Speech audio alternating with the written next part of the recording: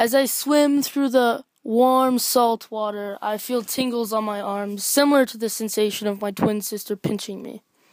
I look around through the foggy lenses of my scuba mask, and all of a sudden, hundreds of baby jellyfish appear.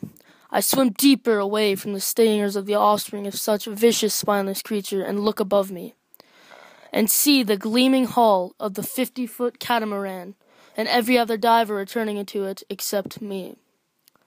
There is another brush of something up against my arm, and I think it is once again a devilish invertebrate, wanting to make me even more anxious. I instinctively begin to swat at it, but I realize it is a group of sea turtles. They have such mellow looks on their faces, and I am led further along by these friendly sea dwellers and discover the SS Stavron Kikita, the sunken boat of 1976.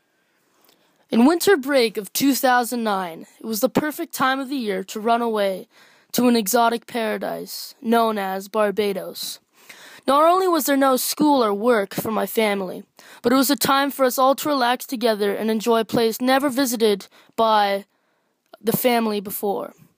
After a 6-hour flight, the first thing anyone would want to do is head to the beach and relax in the cool breeze and water of the Caribbean. Instead, the resort had a mandatory briefing on the upcoming events occurring in the area. What else does a 12-year-old hyperactive boy do besides completely ignore whatever was being told to him? I had just escaped the bland white walls, lectures, and computer screens of school, and here in paradise, I was forced to listen to something that felt exactly like a class.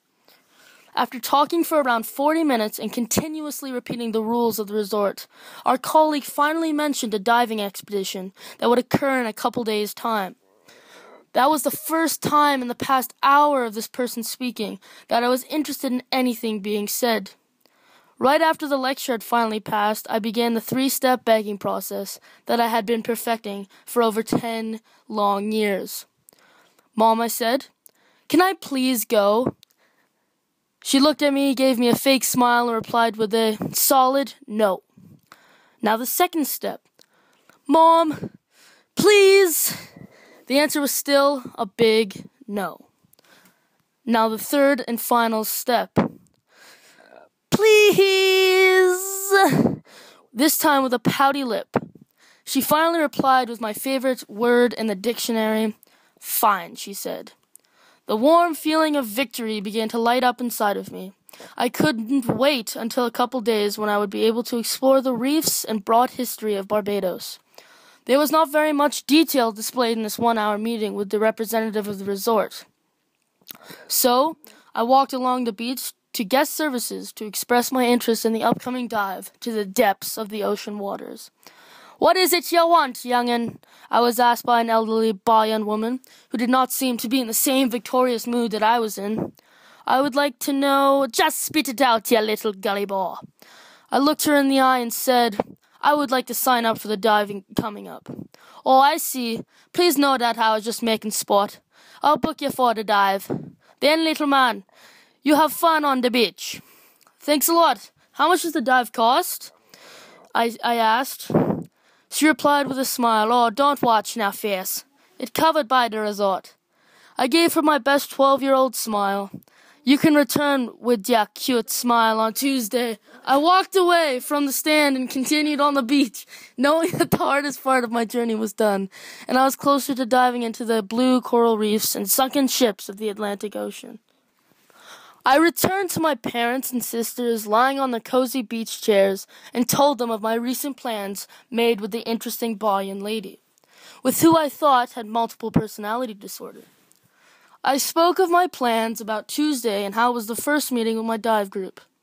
Me being 12 years old, I would have to be accompanied on the diving boat with my parents, but as long as I was guided through the wreck and reef with an experienced instructor, it was fine for my parents and sisters to stay on the ship and wait for me. I couldn't wait. Every night I would dream of the magic of the ocean, the turtles and wrecked boats. Water has always mesmerized me. What makes me even more enthused are oceans and the amount of life that consists in their environment. I feel when I'm in the water I can fly and soar through a different world, filled with aliens. Nothing else in the ocean depth is similar to me.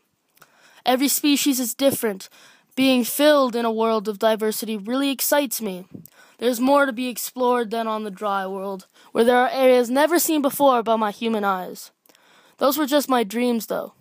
I knew that the real ocean would be much more exciting and interesting than the one that just existed in my head. I woke up on the day of the first meeting, ready and excited. I arrived to see that our guide was a man named Walter Kensley from Vancouver.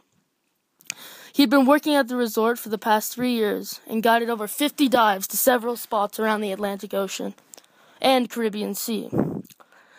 He had 4 other guides working for him. Their names were Jane Parker, Greg Walker, Andrew Thompson, and Jennifer Garnett. The guide with the least experience was Greg. He had just graduated from a university in Connecticut, and before pursuing a graduate degree was spending his time here, trying to find a way to make money to support him for the remaining amount of time spent in the Caribbean. He would also have the hardest time recovering from the traumatic events that occurred during the dive. The 3 other guides had been working relatively the same amount of time, with Walter for the past 3 years.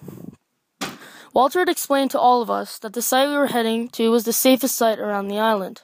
The Estes Stavronkikita, a 365-foot Greek freighter that in the 70s was engulfed in flames and traveled into the closest harbor. After the boat was decommissioned, it was sunk by engineers with the use of over 200 pounds of explosives. Some believed to still be attached to the boat and still active underneath. 150 feet below sea level, this boat was thought to be the best spot on the island for novice divers to explore a historic milestone of the sea life of Barbados. It was also praised for having one of the highest amount of visits from sea turtles, also known for many dark, cavernous trails inside the boats. There was a new saying associated with the boat for being a renowned fish graveyard. This related to the dark tunnels of the ship and the various amount of life that would be swallowed into the dark, spacious, welcoming burrows of the ship and never have the ability to escape. This was definitely a hazard towards the turtles' population, because they breathed there and would often become stuck in the dark crevices of the ship, never seen again. Startled by this, it was an extra incentive for Walter and his team to make the dive spot safer for every living thing that greeted it. On every dive, they would bring reinforced fishing nets that would be used to ward off various friendly sea dwellers that thought the ship an inviting spot to rest. Walter explained to us that we would be down for approximately 40 minutes and then we would slowly ascend back up to the hull of the catamaran boat that was our trip back home. After digesting the various amounts of information that was conveyed by my 4 guides, I returned back to the sandy beach and let the ocean cleanse me of all my doubts and uncertainties about the upcoming dive 150 feet below the salty, delicious air I was breathing. On the morning of the dive, I had a shower and then celebrated my last relaxing swim in the ocean before setting off the beach of the resort and heading to the dive site. I arrived with my parents on the boat with guides and other clients whom, like me, had warmed up their groggy morning limbs in the salty water of the ocean. We were prepared to venture down into the depths, and I was more excited than ever to accomplish this awesome feat. Then we were off, propelled by the warm morning winds of the island. When we had arrived, 20 minutes had elapsed. There's a saying, when one does nervous things, they have the feeling of butterflies in their throat. I felt more like a ravenous mouse was clawing from my stomach up to my throat, making me feel very uncomfortable. That is the beauty of experiencing new things, though. You have so much energy, you feel you have the power to accomplish anything. Then I reminded myself to stop acting so hubris and realize what I was about to do. We were equipped with wetsuits set to 40 minutes and a double oxygen tank and mask. After reviewing safety signals to all of the clients, Walter assigned Greg to be with me the whole dive down. He was equipped with a flashlight and a 5-meter rope in case I needed help being lifted back up to the water's surface. I was so dazed that I had not realized that already 4 of the 5 guides were in the water waiting for me and Greg to get in. I gave my parents a nod and performed a backwards jump off of the boat into the cool waters beneath me. Other clients had already started their own way to the SS Stavronkikita, and I was being led slowly but surely to them. I was so amazed by the color of the water I didn't even begin to notice that Greg let go of my hand. When I turned to the left, I was surrounded by hundreds of what seemed to be polyps, the spawn of invertebrates known as jellyfish. They had covered me in a veil of white. I could not see through them. I noticed just below me the flashlight that was originally held by Greg and grabbed on.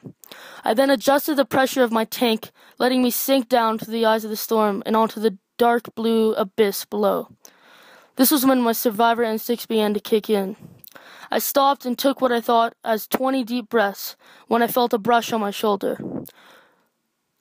This is when I was found by other fellow air breathers. Staring straight into the eyes of around a dozen turtles, I became calm once again. Once my heart rate dropped a little lower, I began swimming along at a leisurely pace with my flipper-equipped cohorts. It seemed like they, too, were on a diving expedition to the wrecked ship as well. I realized one crucial thing I had forgotten to do. After becoming distracted from the arrival of my new comrades, I had forgotten to look at how much oxygen was left and glanced at the watch and saw 10 minutes left. A 12-year-old boy traveling almost 150 feet underwater by himself is not the best situation one wants to find themselves in. At this point, I finally looked up above since the first time after being ambushed by the polyps and saw several dark silhouettes of divers returning to what seemed to be the hull of the catamaran. I knew that I could not descend too quickly or else my blood would begin to bubble, turning me into a human Perrier. The bends was one of the crucial points that were mentioned in our meetings with the group. I turned back to face the turtles, but they were nowhere in sight. Instead, in their place was the behemoth sunken remnant of the once great ship. I could do nothing else but stop in awe and find how wonderfully well preserved the ship was after being consumed by salt and water for the past 40 years. When I finally snapped out of the awestruck trance, a diver emerged from out of one of the shattered windows of the freighter. It turned out that it was Greg who had escaped the invertebrates and traveled down to the ship, thinking that I had descended to it before him. He signaled at me, tapping his head and holding a thumb signaling the question if I was okay. I returned the thumb, but held up 8 fingers, which meant I had a total of 8 minutes supply of oxygen left in my tank. After swimming over to me, Greg had conveniently not dropped his tow rope. He clipped it onto the back of my tank, and with the other end in his hand, we began to ascend back up to the ship. Oddly enough, when we had arrived in the same spot where the ambush had occurred earlier, as I looked to either side of me, there were no polyps in sight. This begged the question, where did they go? We had surfaced the water with 30 seconds to spare, and I was greeted by a distraught Walter Kensley and 4 sobbing family members, each smiling intensely and yelling simultaneously at me. It was discovered on the docks back at the beach that over the past 2 weeks, what was thought as specks of rust on the bottom of the hull were actually a family of polyps in need of a joyride. When all of the divers had descended past the boat, they were in need of a dive themselves and dropped off with us, causing mass confusion and very poor visibility. The only people that actually made it to the site were Greg and I.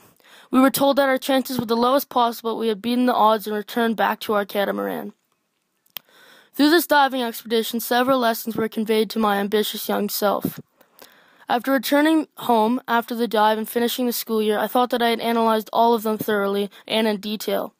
But it took almost half a year later for me to realize the true lesson of this dive and what to learn from it. It was for me to be mature and live life adventurously, but also always at the same time be careful and think clearly. I made many mistakes on that dive that almost cost me my life and Greg's. When I look back, I see how if I was more careful, I would have had a better experience.